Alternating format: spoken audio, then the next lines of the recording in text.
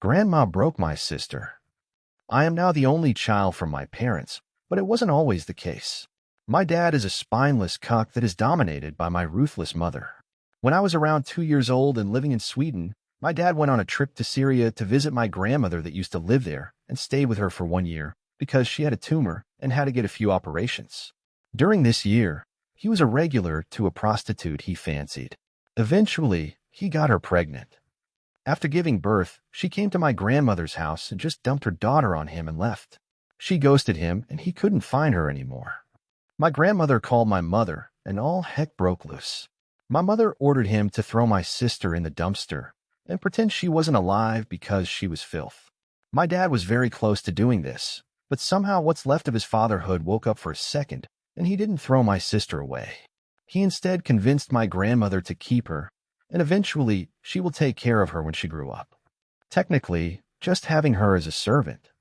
This was the most humane solution he could come up with.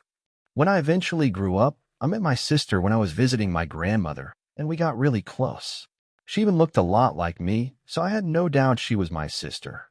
But the way she was living was just awful. It broke my heart seeing how underfed she was. Her clothes were one rip away from being rags, and she wasn't allowed to use my grandmother's combs and stuff to fix her hair. I would collect any money I got and send it her way, but my grandmother eventually found out and started taking them for herself. She was never allowed to go to school and could only see a doctor when she became seriously ill. By the time she reached 14 years old, she admitted to me that she was thinking about killing herself because she couldn't see any future for herself. My dad would just marry her to some garbage family as soon as my grandmother died, and she would be more like a commodity to be traded. On the 13th of June 2008, my sister had a fight with my grandmother and was holding a little can of gasoline and saying that she was going to burn herself. My grandmother laughed and dared her to do it, which my sister did. My sister lived and died miserably. At first, my parents told me that it was an accident, but I overheard them talking about what happened in detail. By this point, my dad didn't even care. I was very disgusted with him and my mother. I dreamed a lot about just jumping on them and biting their effing throats off, and just watch them bleed in horror as I kicked their faces in. I wanted to hold his jaw from the inside with my hands and just rip it from his face. I eventually brooded and started going over the events. 3 guilty people, and I was planning on killing them all, as violently as possible. I could never come up with a plan regarding my parents, but I was already done with how to end my grandmother, the filth who made life miserable for my sister. On December 2008, I booked a ticket to visit my grandmother and was supposed to return before New Year to celebrate with my friends. I told my parents that my friend is picking me up from the airport. I want to stay with him for a few days before coming back. I then called my friend and told him that I'm going to passionately hug a girl that I met, and if my parents ever asked him about me, he would have to cover for me. Him being oblivious to what I was actually doing agreed. I flew to Syria and stayed with my grandmother for about 2 weeks. And when the day of my flight came, I packed my bags and told her that I'm going to the airport. With disgust, I kissed her goodbye and then made as much noise as possible with my bags to make sure that my nosy neighbors saw me leave for the airport. I even called a taxi driver that lived nearby, and he took me directly to the airport. I made sure he saw me get into the airport. I then stood at the check-in and took a selfie. I didn't check in. I turned around and walked out. I took a cab to a nearby hotel and dropped my bag off in the room. I changed my clothes and then took a cab back to my grandmother's apartment. It was 2 at night and I was very quiet when I got up the stairs. I knocked on her door and she opened when she saw me through the peephole. She was surprised to see me and was wondering about the flight. I told her it was delayed for a few hours, so I left the bags at the check-in with employees. She was tired, so she decided to make us some tea while I waited. As soon as she got up, I stood in front of her. She had this very confused look on her face due to my sudden reaction. I hadn't planned how to exactly do it, but I knew this is as good as it gets. Really quickly, I held her neck with my hands. My thumbs pressed on her throat very hard, in case she tried to scream. She instantly got a horrified look on her face, and I just got really angry. She tried to speak, but couldn't make a single sound.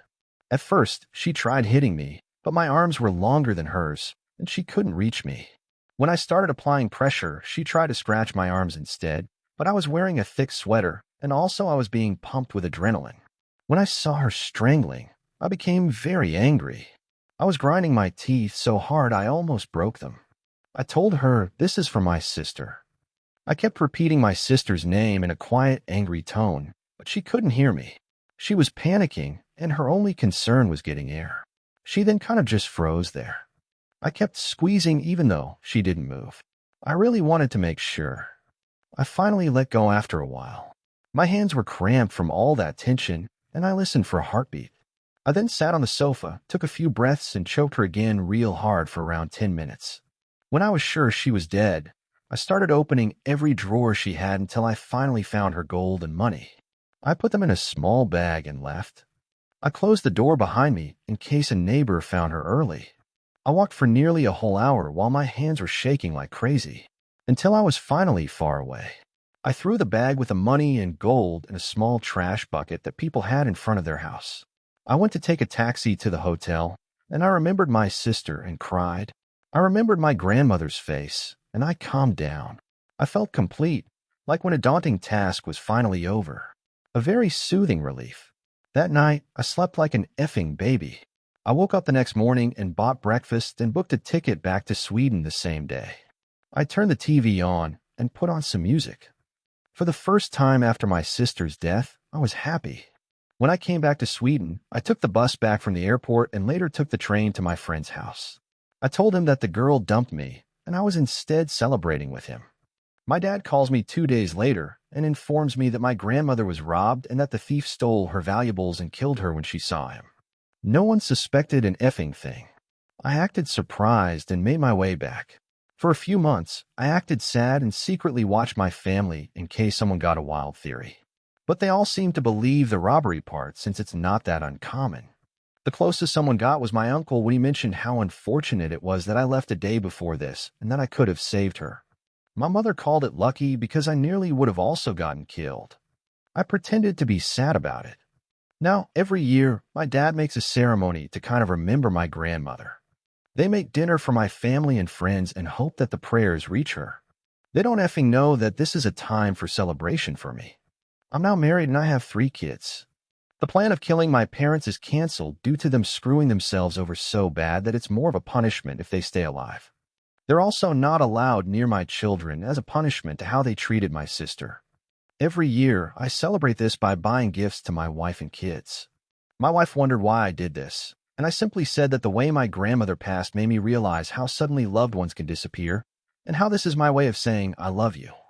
I hope you remember me now, Dad. My parents divorced when I was in 1st grade. Not only did my dad disappear like Houdini, he stole my mother's ATM card to her personal account and drained her dry. My mother, being the saint she is, didn't even bat an eye. She still was cordial to him and never said a negative word about him. To me, my dad, albeit abandoning us, was still my hero. From 1st through 5th grade, I had the usual abandoned by dad stories.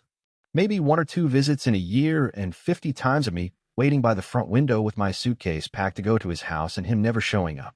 My mom, through all of this, was supportive and never said an ill word about him. So he still stayed my hero. When I was in 6th grade, my mother finally remarried, and my father, who only had a picture of me at 8 months old in his wallet, went ballistic. Did I mention he never paid child support? He would use his father's social, they had the same name, to get away with it. After my mom remarried, he let it be known that I was now my stepdad's responsibility. He cut off communication with me until I graduated high school. He didn't attend my graduation or send me a card. What he did do was write me an email thanking God he no longer had to pay child support. He didn't anyway. What really broke me was his ruthless and brutal attack on my mother, attacking her weight, looks, teeth, and blaming any perceived negative traits that I had on her.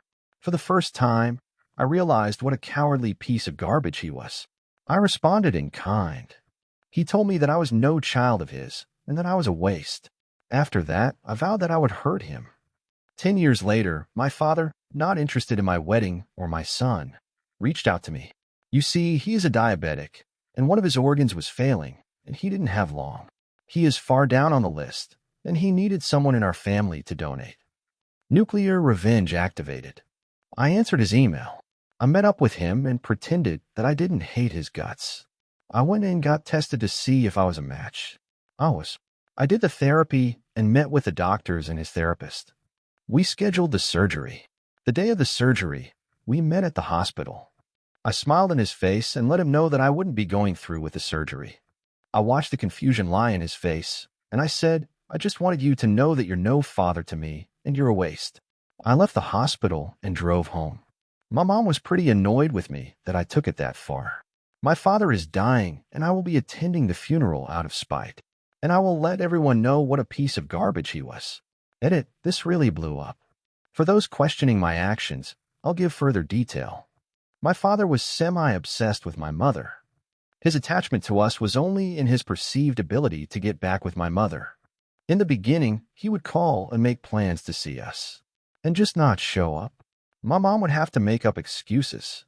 He's been married over 4 times and supports and loves his stepkids without a thought to us. Once my mother remarried, he was done with us. He kept in contact with my mother through email, but had no interest in talking to his children. I've reached out to him before, to invite him to my graduation, to let him know of my marriage, and that he was a grandfather. All I got back was pictures of his new wife's kids.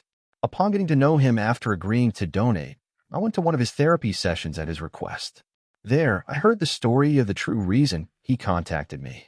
I listened as he lamented about his impending death, how he was resigned to his fate, only to have his new wife remind him of his former kids, and maybe one of them will donate. And he got excited because he had forgotten all about us. And it was like hope renewed. Do you know how sucky it is to listen to the person who is responsible for your very existence talk about forgetting your very existence? Like, I was a pair of sturdy old boots that gathered dust in the back of the hall closet.